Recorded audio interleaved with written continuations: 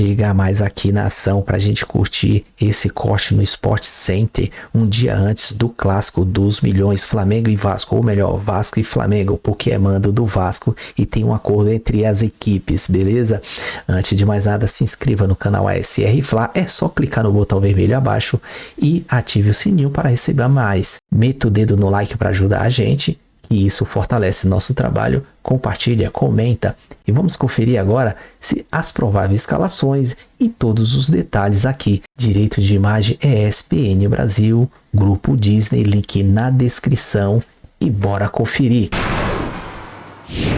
Fã de esporte, sábado tem clássico no Maracanã. Vasco e Flamengo se enfrentam pela 5ª rodada do Campeonato Brasileiro em momentos bem diferentes. O Vasco vem de derrota para o Ceará e chega com Carille pressionado para esse jogo. O técnico ficou bem irritado com a postura do time na última partida e precisa definir a equipe que leva a campo. Coutinho, poupado pela sequência de jogos, deve ser titular. Na zaga, Maurício Lemos com uma fratura na costela, a tendência é que siga fora. Com isso, Carille deve manter a defesa com João Vitor e Lucas Freitas. No ataque, a dúvida é quem joga na ponta direita. 3 jogadores disputam a vaga: Garré, Adson e Ryan, correndo por fora. Payet saiu do último jogo com problemas no joelho direito e a tendência é que desfalque a equipe. O Flamengo vem de goleada contra o Juventude, é o líder do Campeonato Brasileiro e chega bem motivado para o jogo. Pedro, que retornou aos gramados semana passada, depois de uma grave lesão no joelho, voltou a balançar as redes, mas ainda não deve ser titular. Felipe Luiz falou que tem de ter uma progressão. Léo Ortiz, poupado, na última partida deve voltar à equipe. Na lateral esquerda, Alex Sandro está em tratamento por conta de um edema na coxa. Ayrton Lucas deve ser o titular. Bruno Henrique, investigado por supostamente ter forçado um cartão amarelo em jogo contra o Santos no Campeonato Brasileiro em 2023 e beneficiado apostadores, começou no banco no último jogo. Entrou e está à disposição de Felipe Luiz. Esse será o 4º confronto entre as equipes na temporada. O Flamengo venceu os outros 3 jogos. Estamos num momento bom, as coisas vêm acontecendo bem dentro do campo e a expectativa para o sábado, que é o clássico, é muito grande, mas ainda com a definição que o jogo vai ser o mando deles, mas um jogo no Maracanã, nossa casa, com também nossa torcida, então muita expectativa boa para o jogo do sábado. Tabu em vigor, últimos 10 clássicos entre Vasco e Flamengo. Essa tela mostra o momento atual dos dois, né? O Vasco não venceu nenhum dos últimos 10 jogos, 2 empates e 8 vitórias do Flamengo. Me parece difícil achar na história um recorte que seja tão desfavorável a um dos lados. Última vitória Cruz Maltina, o Carioca de 23. Vasco é o jogo do Pumita, né, Sandrão? Que a gente tava falando aqui fora do ar, um belíssimo gol do Pumita. É a última vitória do Vasco, como passa o tempo, que eu realmente achava que era 2024. Elton, vamos lá, primeiro clássico, depois eu quero uma palhinha do lado vascaíno com o Carille. A gente falava de Zubeldia, falávamos de outros técnicos pressionados. Sim. Eu queria que você falasse um pouquinho da diferença, né? Essa tela mostra isso, mas como é que você imagina essa diferença atual no jogo deste sábado? Essa diferença não é de hoje, a gente viu na tela, e é uma diferença já de um bom tempo, não só do time, né?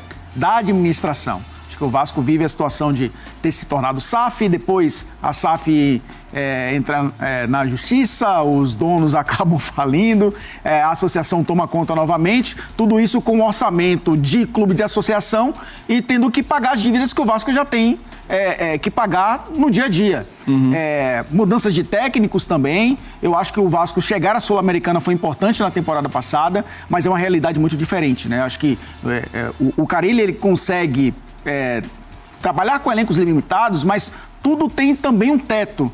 Eu não sei se o Vasco alcançou esse teto, até porque muitos jogadores acabam se lesionando, o time titular nunca é repetido praticamente.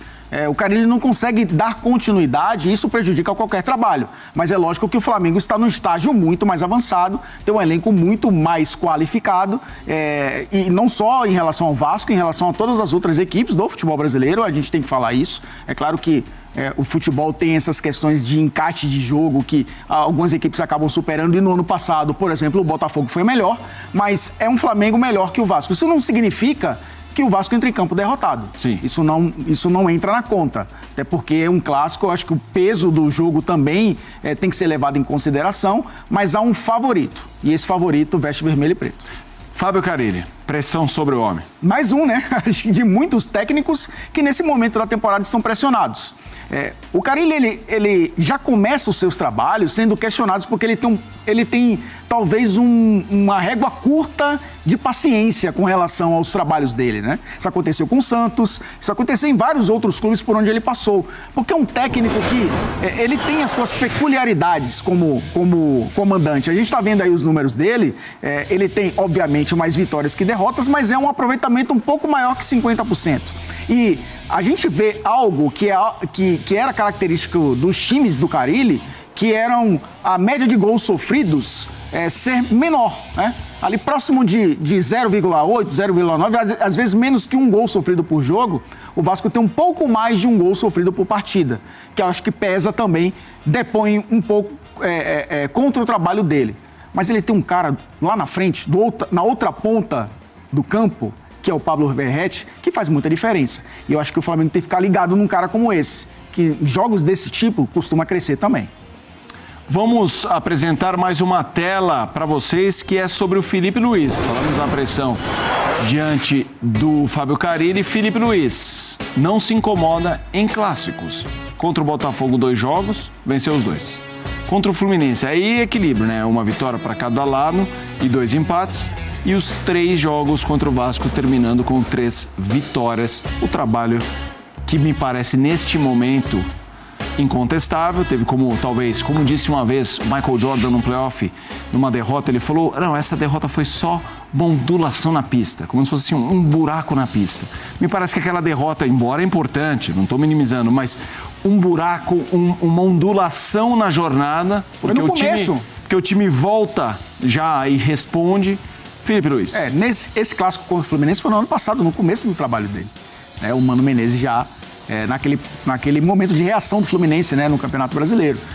Contra o Botafogo, por exemplo, uma vitória numa Supercopa do Brasil, né, uma decisão. Sim. É um jogo que valia título, né, valia taça.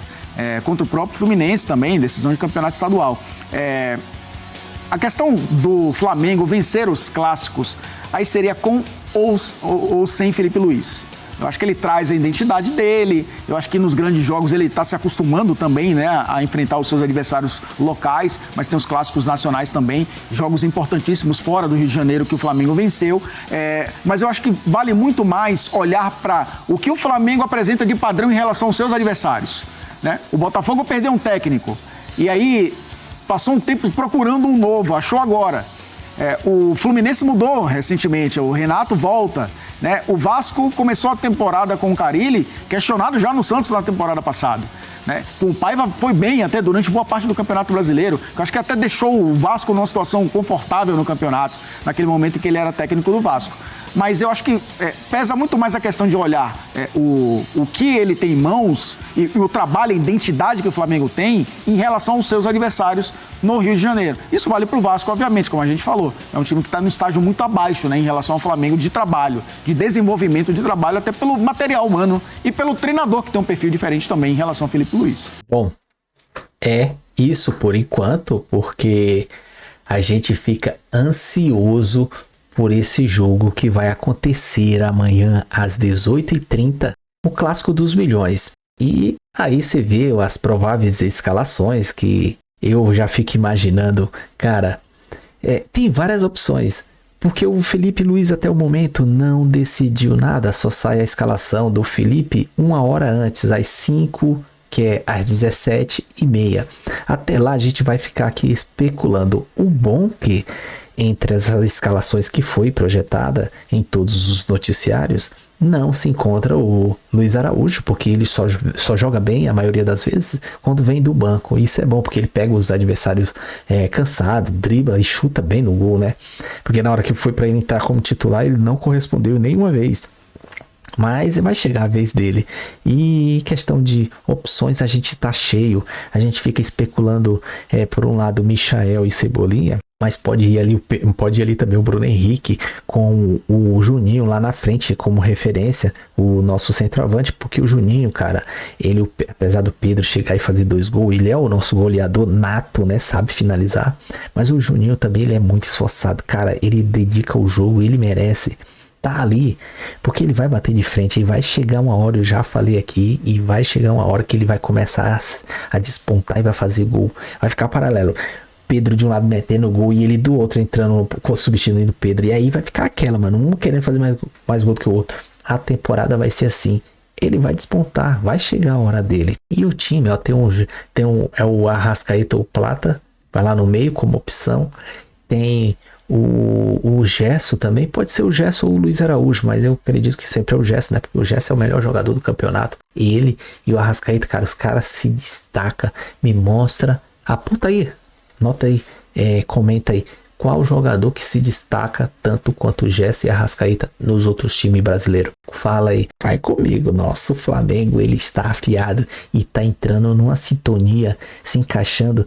Eu lembro do jogador dando entrevista naquela época lá do time do Jorge Jesus, que os caras disseram que eles pegavam na bola, ele já cruzava, ele já sabia onde todo mundo tava, né? Porque os caras já tava gravado na cabeça, e isso tem que acontecer com um tempo de tanto trabalho, vai acontecendo, isso é natural, acontece, mas enfim, se gostou do vídeo, se inscreva no botão aqui embaixo vermelho, isso quer dizer se inscreva no canal, ative o sininho para receber mais e meta o dedo no like, é de graça, não dói, não machuca e ajuda a gente pra caramba, meu, pra fortalecer nossos trabalhos. Compartilha, comenta, vamos interagir, eu vou ser recíproco, tá?